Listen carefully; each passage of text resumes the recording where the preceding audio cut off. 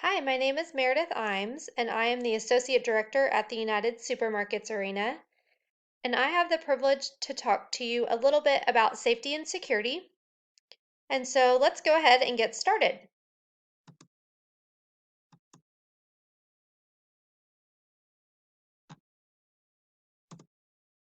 I'd like for you to take a look at this picture and see what you see.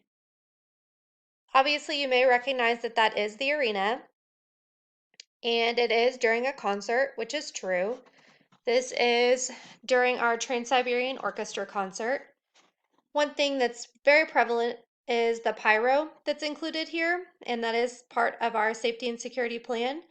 We do take very extensive measures to ensure that all pyro testing and any pyro that's used for a show or an event goes through rigorous testing ahead of time to ensure that it's safe. And so anytime that you see any pyro in any of our shows, a lot of work has gone on behind the scenes to ensure that it's safe. You'll also notice on the floor that the aisles are clear, and that is another safety and security measure, making sure no one's in the aisles when we have an event. Things are clear for egress. And then to stage left and stage right, you may notice that there are people seated upper in the upper sections, but not right near the stage. And that is also part of safety and security measures, just to ensure that people aren't too close to that stage when they are using that pyro. And so a lot of things go into planning an event, and we're going to talk a little bit more about those now. A lot of different things drive security needs: the type of the event, the demographics, the time of day, the client, and the rules and regulations. The type of event, for example, the way that you staff security for a graduation may be very different than a sold out concert for Metallica. There are going to be different things going on during the event. It's a completely different type of event. And so, knowing the type of event that you're hosting and what is surrounding that event makes a really big difference. For example, is it a sold out event? Is it an event that could produce a heavy influx of emotion? Are there possible protests involved with the event? All of those aspects need to be taken into consideration when you are talking about safety and security. The demographics also make a big difference.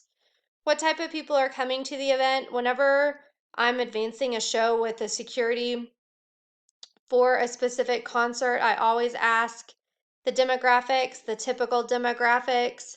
For example, if it is a crowd that enjoys drinking alcohol, we need to know that so that we're prepared for that on our end from a safety and security standpoint. If it's a crowd that is a family type event, we need to know about that as well, because that'll change the way that we staff the arena and what we're paying attention to. We always have a base level security for every single event, but then depending on those demographics and some of these other needs, that can change. The type of day makes a difference.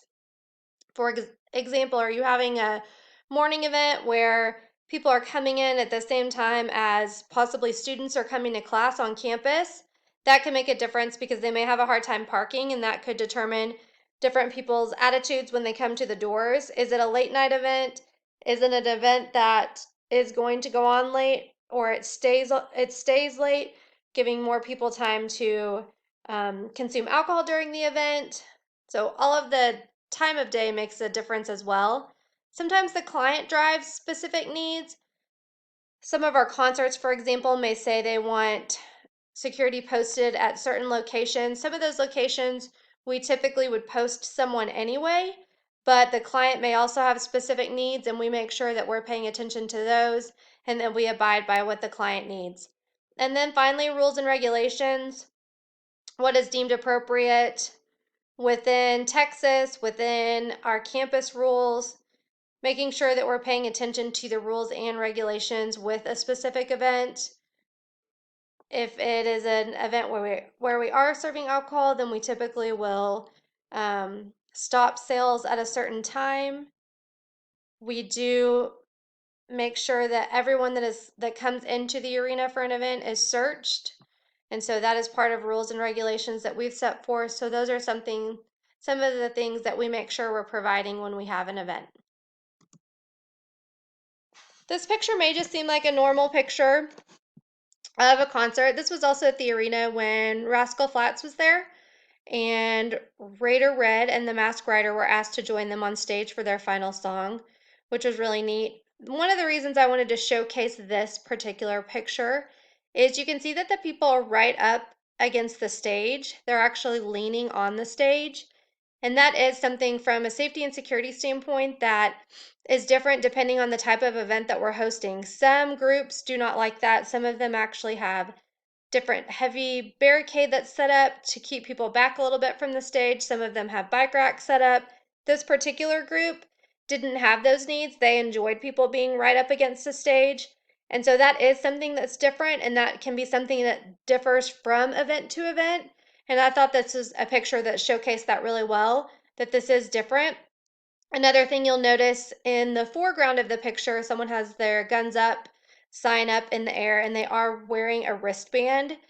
That wristband more than likely was a floor wristband, where when people came down to the floor, they were wristbanded for this particular show. That is another safety and security measure that sometimes the tour mandates and sometimes we mandate. It depends on the event, but that's something else that you can see that is showcased in this picture. This is another type of example. This includes pyro, which we mentioned earlier, making sure that all the tests have taken place. The pyro is specifically put in a location on the court that is safe for the fans, the players, and the floor. Our fire marshal is on site anytime that we are showcasing any pyro, and there are also licensed shooters that have to come in, and they are the ones that actually deploy the fire. And so it is something that takes a little bit of planning to make sure that it's ready to go for each game. Another thing that is unique about this event is it gives a really good view of a sold out game. And so the way that we staff for our sold out games is going to be a little bit different than the safety and security that we provide for other events that may not be completely sold out. You'll also see everyone's phones are on. That means that lights were down at this point. We have people pay extra attention to when our lights go down to make sure that if someone needs to go up and down the aisle that they can see. Our staff usually has flashlights, especially for our shows that are really dark, to make sure that they are providing a flashlight anytime people are using the stairs. So those are just a few things that you can see within this specific picture.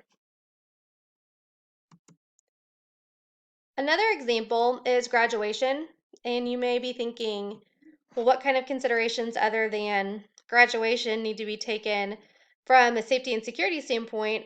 But just like any large event that we host, graduation does bring in a very large crowd in addition to our graduates. The demographics are different because it is a lot of families.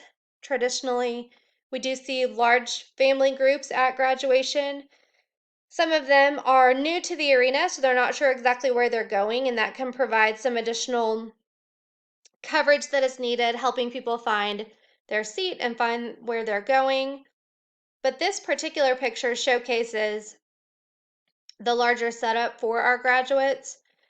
It's really exciting because Texas Tech has been having larger and larger graduating classes, and with that, obviously comes a larger setup for graduation. And so with the chairs that are on the floor, we have had to provide some additional accommodations to ensure that we have enough seating for graduates and all of the families. The seats that are in the lower bowl used to actually be pushed in, and they are now pulled out. And we do have more chairs on the floor. And so from a safety and security standpoint, one thing that we have done is make sure and meet with the fire marshal prior to our graduation ceremonies, make sure that they are okay with the setup and the capacities that are on the floor. With there being all of the seating sections out, there are more egress paths that people can choose to take when they're leaving the arena in the case of an emergency.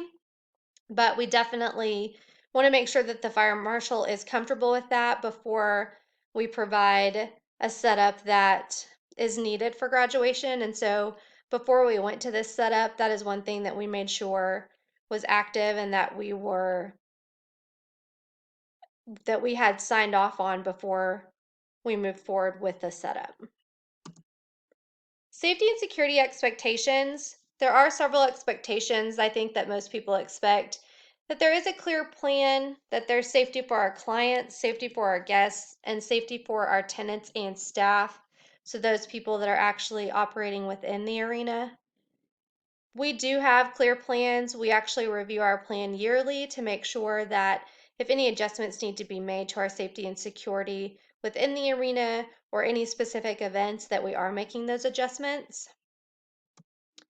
This is just one sample map that we have. We have several of these showcasing how we would help people evacuate the facility in the case of an emergency. Our staff is trained on this yearly and reminded of this during our events. Basically, each section corresponds to the different colors.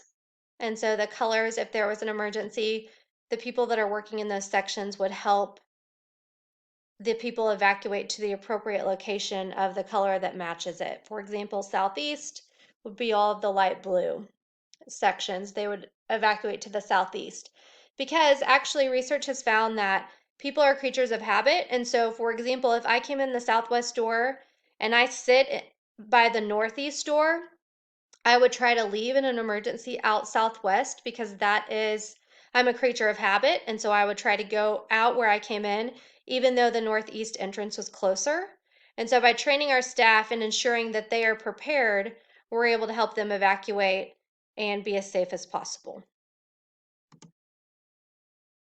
And preparation and communication are key. And so in our next section of the presentation, we'll talk a little bit more about that. Thank you so much.